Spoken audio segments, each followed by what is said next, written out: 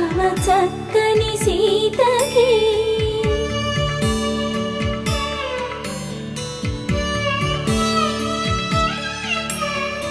ఎర్ర జాబిలి చేయి రాముడేడని అడుగుతుంటే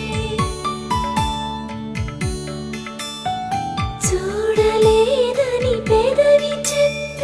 చెప్పలేమని కనులు చెప్పే నల్ల పూసైన